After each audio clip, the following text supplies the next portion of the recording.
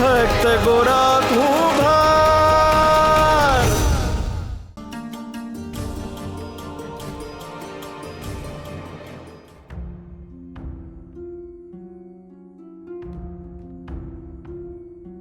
મને માફ કરજો ગિરધરદાસ. આ માફી હું તમારી અંદર રહેલા હરિની, તમારા પદની અને તમારી ઉંમરની માંગુ છું. મેં તમને લાત મારી એ મારું પાપ છે અને એની સજા મને જરૂર મળશે.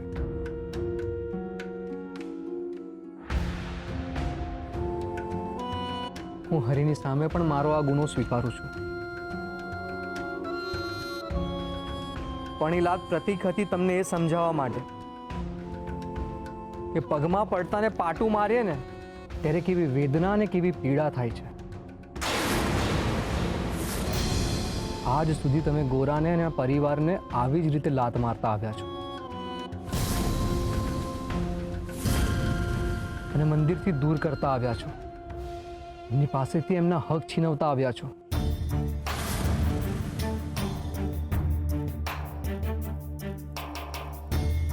બરાબર ને મહારાજ?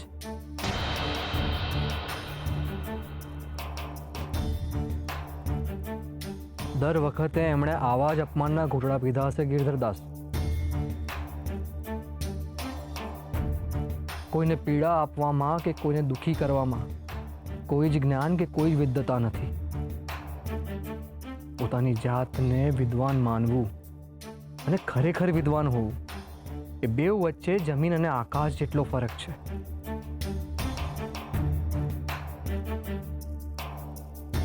મને એક વાત કહો, તમારા જીવનનો શું ધ્યેય છે? ફક્ત એક જ, કૃષ્ણને પામવા. તો મને કહો, કૃષ્ણને આમ અહંકારથી પામશો?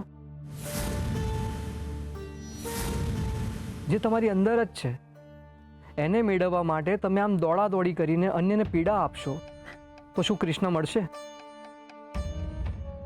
ગોરા ભગતે કહ્યું એમ, ગુસ્સો અને અહંકાર તો જ્ઞાનના દુશ્મન છે.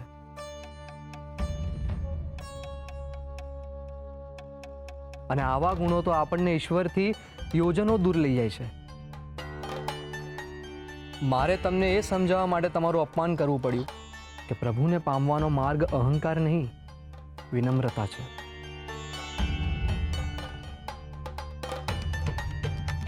સત્ય છે, પ્રેમ છે અને સંવેદના છે. પણ તમને આ સમજાવવા માટે મારે ગોરા ભગતની વડ ખાવી પડી હતી.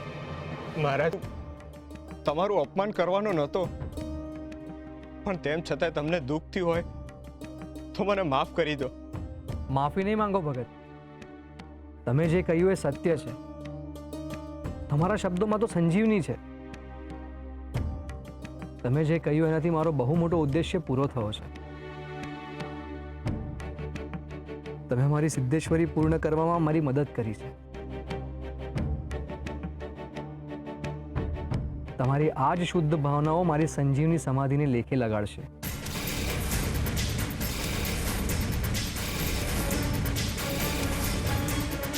સમાધિ?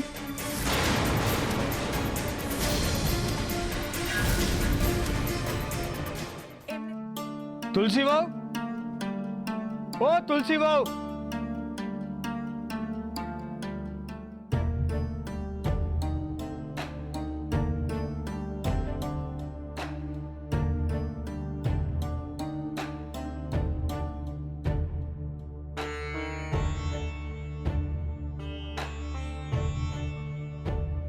હું થયું શુરાભા?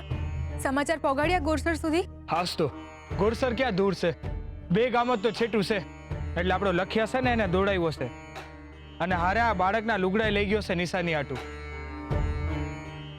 મને એમ લાગે છે કે કાલ હવાર સુધી એની માને જોડે લઈને જ આવશે. હારું થજો તમારું ભા, તમારો બહુ મોટો પાડ છે. હરી કરે ને ઝટ આની માનો પત્તો લાગી જાય. બિચારો છોકરો મૂંઝાય છે એની મા વિના, ને એની માએ મૂંઝાતી હશે એના વિના. ભગત તો મારી મદદ કરતા જ નથી.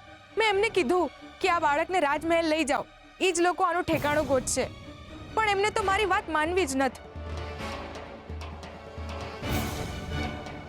એમનું કહેવું એવું છે કે આ બાળક હરીની ભેટ છે.